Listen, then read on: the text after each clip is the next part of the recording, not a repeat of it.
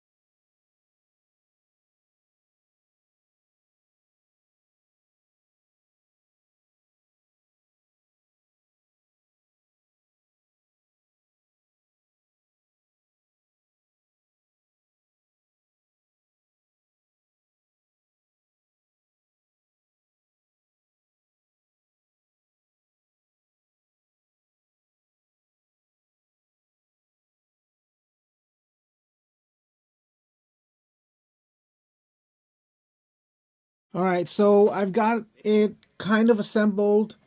Um, how do I start? Let's start with the crankcase over here. So here's crankcase. Apologize for the weird angle, but I don't know. Crankcase, obviously, if you look close enough, the face is excellent. Again, G.I. Joe Classifieds has these personalized portraits of the faces, which I really do admire. Um, Body figure over there. So like I said, all the paint application is dedicated 90% to the face, and I'm okay with that. And then smattering of paint application on the whole body. Really nice tight vest over here, so that's I kind of want to like seeing that. I don't know what these are, if it's his rank, radio, Some pouches, got a watch over there with something in the face. The holster for the gun is over here, and holster for the knife, which I suppose we should be at least take a really brief look over there for the knife before we sheath it in. And the gun, no surprises, just black plastic. This, once I unbuckle this, I'll never be able to put that in again.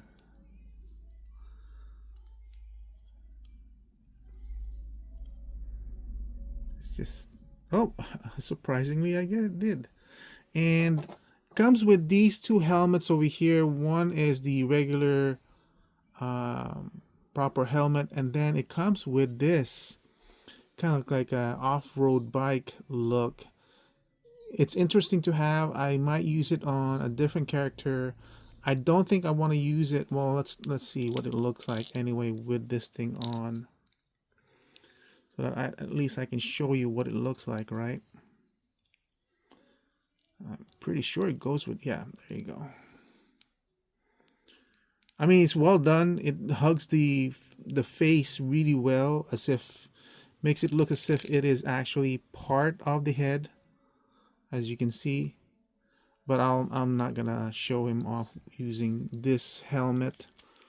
I apologize that sometimes he's off camera, but yeah, this, I think this is much more appropriate for a military unit to wear, so that's good like that.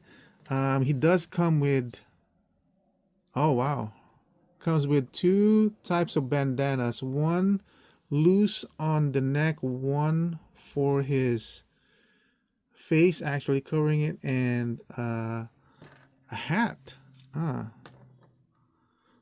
So here's the one that's supposed to cover. This is gonna be awkward. It's easier to just pull off the head, and it's, by the way, it's got articulation on the bottom of the neck, and just do it like that.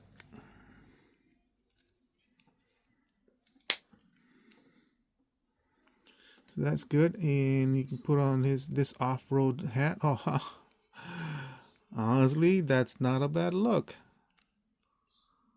I might actually do that too instead of this one. Gives him some sort of an informal look. But again, he's like military, so I really want to keep my military figures to look like they're supposed to be in the military, not necessarily be that loose when it comes to rags.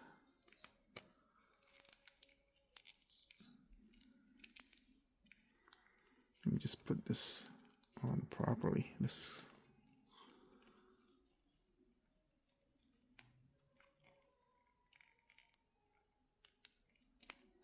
come on, cover your nose. There, I got him to cover his nose. So what's the use of a bandana if you're not covering your nose? The thing is, I think I've said before, I don't like my Joes to cover their faces like that. It seems villainous, more like a Cobra style thing. But he is supposed to be in the desert. I'll keep it on for now.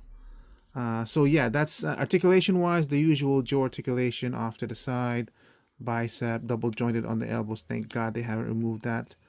In and out on this side of the wrist, and this one is it an up and down or in and out? It's an up and down movement for that wrist.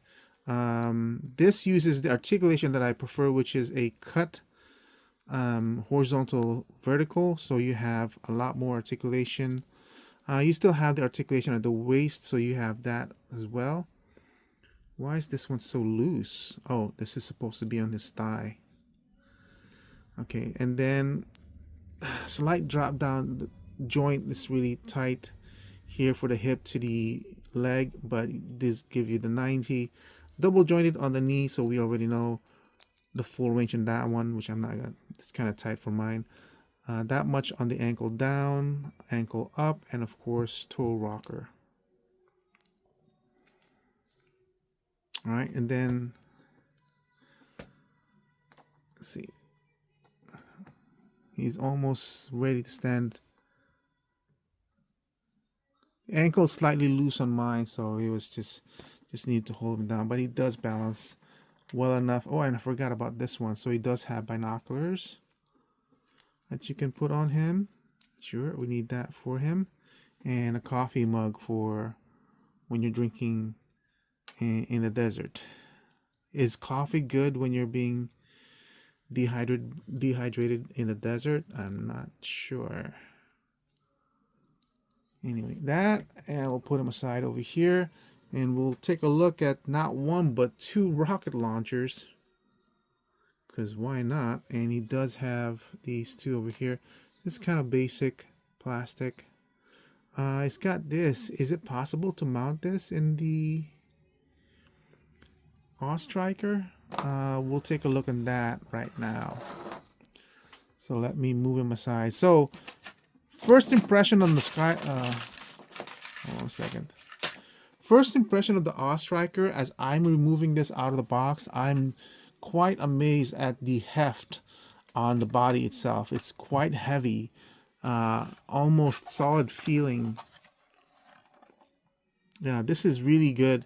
I believe this has suspension. Yeah. So that's kind of cool. I don't think I would count that as suspension. These were very irritating to install because technically the pegs here and here seems about the same size as this one, but this won't fit in here. You know, now that I look at it, it looks like the pegs in this footwell is slightly smaller than this one. Same as this one. That's why I could not put the toolkit over here and the gas can off to the side, which is kind of interesting. These are of course irritating to put on.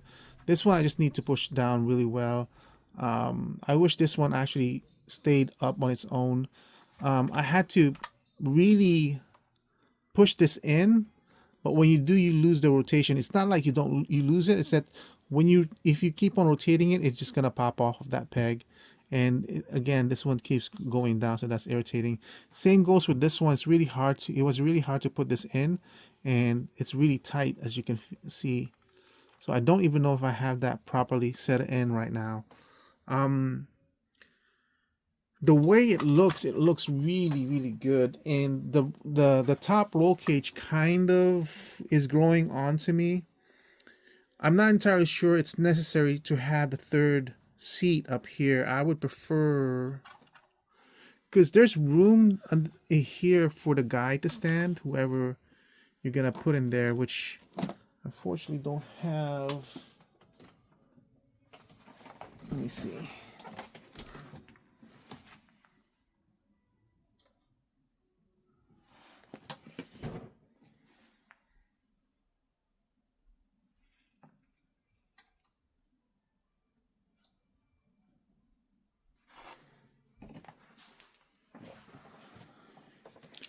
I guess we can use Footloose over here. Well, technically I could have used Crankcase because he's not really driving. And the Footloose is wearing a backpack, which is kind of going to be awkward. But at least just to show...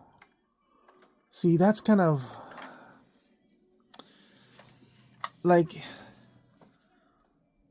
it's awkward. There's foot space here for the guy to stand.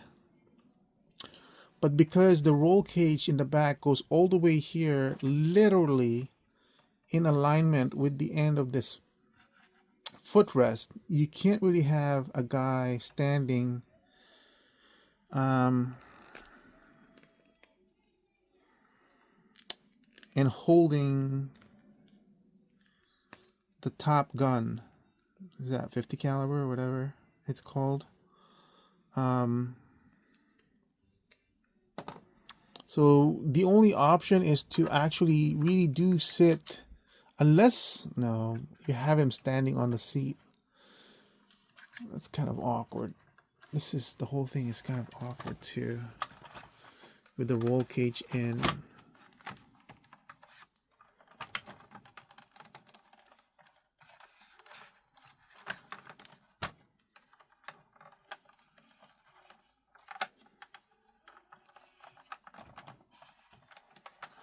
See, now his foot is literally resting on that one, so it's kind of awkward to position him where in this roll cage will start popping off. Honestly, it might be even better to just remove this roll cage and then position the guy.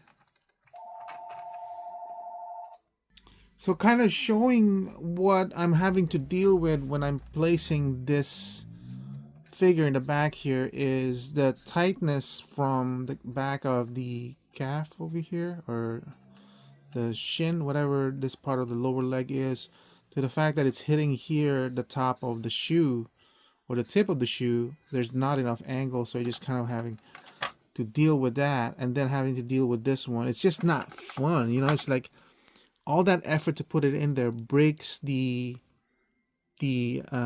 fantasy. The way I can think of is put the feet like that sideways, which is ridiculous if I have to do that. Because again, you're breaking the look or the fantasy of putting a figure in here. It feels like how that they were thinking, how can we maximize the look of this thing and the use of the awe striker, and they decided to put a third chair in there, forcing it into that space and not thinking it through, which is kind of weird because they could have just as easily, see, look at that, even taking it out isn't hassle. Like, just remove this. Who cares about that? Just take that out completely. Why would you even want your guy there to be sitting? Empty this out as an empty spot, and just have the guy standing, and then raise that a little bit, kind of like, you know, this. I would even prefer it like this. Like, look, that looks so much more better in height. Of course, he's a little bit too far now.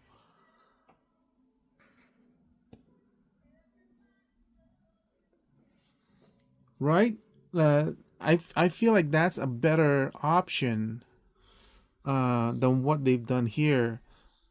To be honest, I feel like if they were gonna do this, they would make this a 3-seater, sink the third one in here, the third seat in here, so the third seat would be kind of like this.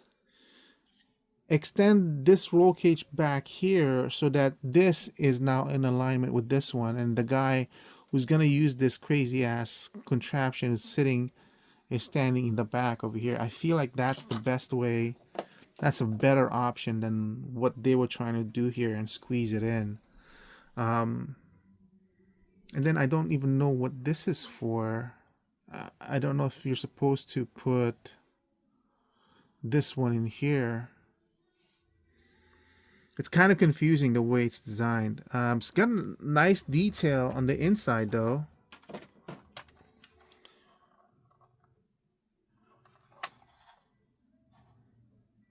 Right, it's even got the what do you call that? Radio. Got a nice detail over here. Yeah, some nice stickers. Got the stick shift over here. You got something to put your coffee mug in. That's it's like, even that's just like when, like, okay, this is a toy. It's supposed to be meant for a kid, but what kid would be buying? We be paying for this. This is not meant for a kid. This is a collector.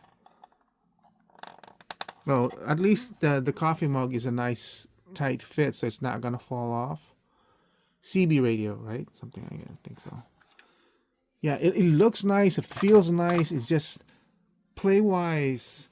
Like, if I was to give them this a value, top total value of 10 in terms of play wise, this would be a 6 because of the frustration of how this thing is designed. It's just much easier to say, forget this. Just think of the Awe Striker as just this. Don't forget about the back seat. If I was gonna utilize that, I would just cut this out completely and then put the third seat in there, which is ridiculous that I would have to think that. So this was $99, $100. I mean, if you take out Crankcase, which is $20, this is technically an $80 figure, $80 vehicle. I would have preferred it was $60. $80 for this one. I mean, it's got nice detail though too. I haven't even looked at the detail and everything. Here's the tires, the back, some tampo over here. Nice. Here, hot exhaust going on. You got some translucent red lights over here. Latch. Something, I guess you can hook up the missile that comes with Hawk on that one. The I think it's an AMS, I can't remember. It's where I put the gas can on. I really like this part over here.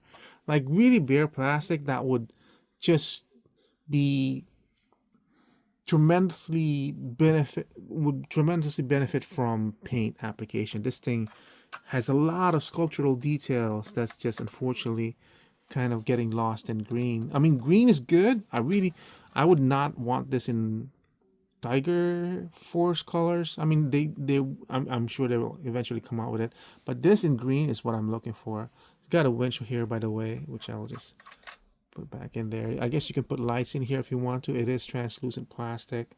The shocks is just fake shocks, but it's kind of nice. You can paint that up if you want. The lights and the roll bar cage is just painted silver and everything. But the heft is really cool. But $100 worth, I'm kind of hesitant on that. That's why I canceled it. I pre-ordered it and bought it just to kind of complete my line of GI Joe vehicles, because I have, well, I would like to say I have all of them, but obviously I don't have the snake armor, which I missed, and the glider, which I canceled. I think that's why. It's like I missed the snake armor, and that pissed me off so much that I went ahead and canceled a bunch of this ones. Like that's like, it should be an open pre-order. This is what I'm trying to say. Anything GI Joe should be an open pre-order. Give us a chance to no closeouts, no getting missed out by bots or anything like that. It should be just an open pre-order. Set it up and produce whatever has been ordered, and that'll be good. So value-wise, $100 base price, 10 equaling to $100 value. I'm gonna give it a 10. Maybe a 9. Yeah, I'll give it a 9. It was very, very frustrating. If this had worked, it would be kind of interesting. If I have to customize it, just the fact that I might have to customize it, if I'm even that interested in getting this to its maximum potential, or having a third seat and having a gunner on top, that would be like really low. That would actually degrade the value for me. But I'm not interested in doing that right now. I'm almost just like, this is good enough for me. I will give it a value of 10. I don't want to. No, I'll give it a value of 9. This part right here is really disappointing. I can't believe how hard it is to put it up there. And I know I've seen reviews that have been successful in putting that third seat in there with a Joe. I should look it up and see how they did it, but really, do I really need to do something like that for a toy? It just feels like they really compacted the space here. Like even this one is just there. I got him in. It just feels like the design team was limited by the fact that they needed to retain a certain amount of length so that they could keep the cost within the range, because if they had made it bigger, it would diminish their profit margin if they were to keep the base price of the $100, right?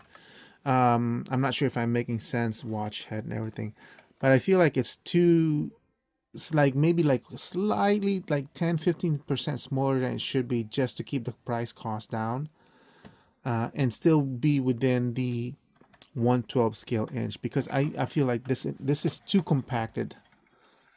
They shoved way too much stuff in here that's just not fitting. You can, I guess, if you really try hard, which I don't know why I would be forced to. So I will give it a value of 9, base price 10, equaling to $100. If this had been $80, then I would give it a value of 10.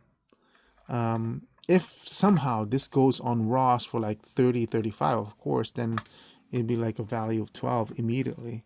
But yeah, depending on the price of where you're gonna get this is how much it's worth, or how much the value is. It looks nice and everything. I'm glad I have one at least to represent on my shelf. I'm glad I don't have two to be frustrated with. Like the other ones were better. Like the vamp was so much more better than this one, to be honest. Yeah. Anyway, that's it for my review of the Awe Striker and Crankcase from G.I. Joe Classified series. Thank you for watching. I hope to see you guys on my next review. Bye.